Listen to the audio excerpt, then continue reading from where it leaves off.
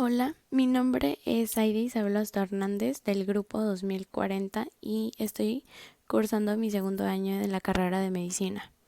Y bueno, hoy hablaremos acerca de las funciones cerebrales superiores. Y bueno, comenzaremos diciendo que pues estas funciones cerebrales superiores se van a relacionar con funcionar con la corteza cerebral y con el tálamo. Y bueno, las áreas de la corteza cerebral van a conectar con partes específicas del tálamo. Y bueno, prácticamente puede considerarse una unidad con él desde el punto de vista anatómico y funcional. Y bueno, por esta razón, el tálamo y la corteza juntos a veces reciben la denominación del sistema tálamo-cortical.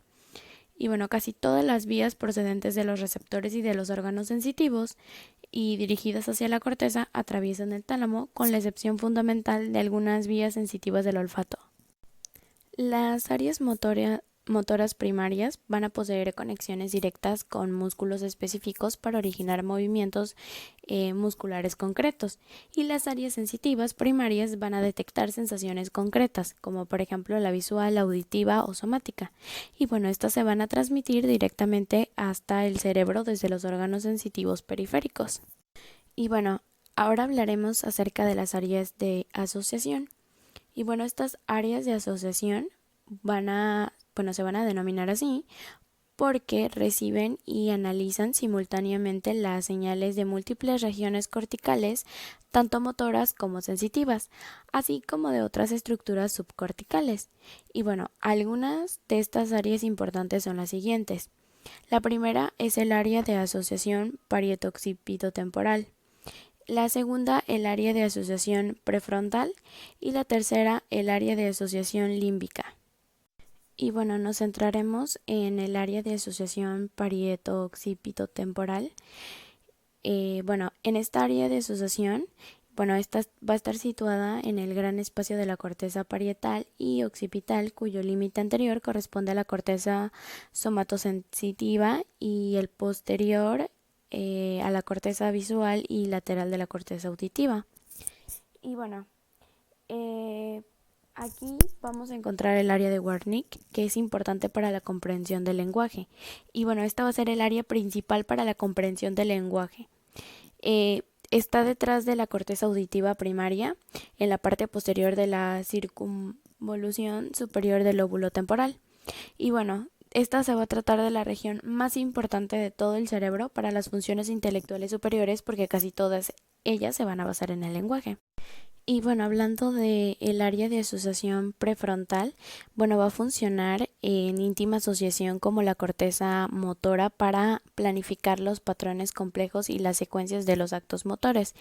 Y como contribución a esta actividad va a recibir potentes señales aferentes a través de un enorme haz subcortical de fibras nerviosas que conectan el área de asociación parietoxitotemporal con el área de asociación prefrontal.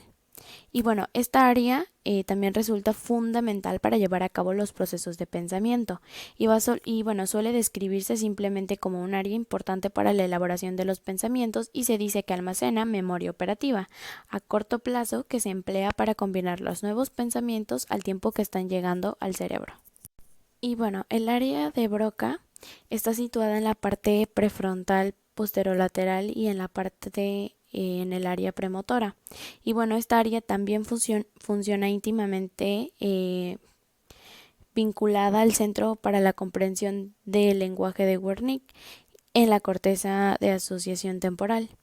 Y bueno, hablando también del área de asociación límbica, pues esta área está situada en el polo anterior del lóbulo parietal, en la porción ventral del lóbulo frontal y en la circunvolución singular que queda en la profundidad de la cisura longitudinal por la cara medial de cada hemisferio cerebral.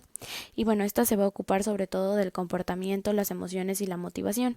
Y bueno, este sistema límbico va a proporcionar la mayoría de los impulsos emocionales para activar otras áreas del encéfalo, e incluso suministra el estímulo encargado de motivar el propio proceso de aprendizaje. Y bueno, las áreas de asociación somática, visual y auditiva se reúnen entre sí en la parte posterior del lóbulo temporal superior, donde van a converger los lóbulos temporal, parietal y occipital.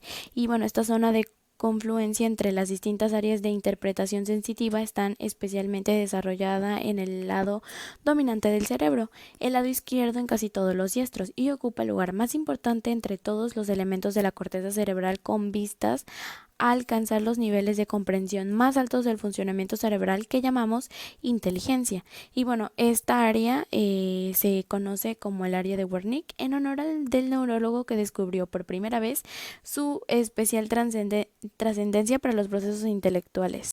Y bueno, cualquier componente fundamental de nuestra experiencia sensitiva se va a convertir en su equivalente lingüístico antes de almacenarse en las áreas cerebrales dedicadas a la memoria. Y bueno, las zonas sensitivas del hemisferio dominante va a encargar de interpretar el lenguaje en el área de Wernicke y bueno, que se encuentra muy asociado a las áreas auditivas primarias y secundarias del lóbulo temporal. Y bueno, esta íntima vinculación probablemente deriva del hecho de que el primer contacto con el lenguaje se produce a través del oído.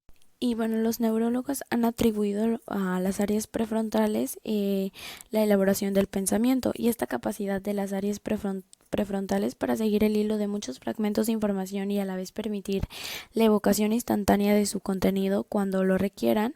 Los pensamientos se va a denominar memoria operativa del cerebro, lo que podría explicar las numerosas funciones cerebrales que asociamos a la inteligencia superior. Y bueno, hablando del cuerpo calloso, una de las funciones del cuerpo calloso y de la comisura anterior va a consistir en poner la información almacenada en la corteza de un hemisferio a disposición de las áreas corticales correspondientes del hemisferio opuesto.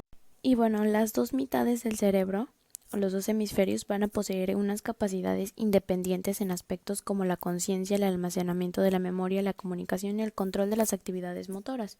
Y bueno, lo que va a hacer el cuerpo calloso es es necesario para que los dos lados cooperen con su acción a nivel subconsciente superficial, y la comisura anterior desempeña una función añadida importante para unificar las respuestas emocionales en ambos lados del cerebro. Y bueno, no hay duda de que cada pensamiento entraña unas señales simultáneas en muchas porciones de la corteza cerebral, el tálamo, el sistema límbico y la formación reticular del tronco del encéfalo.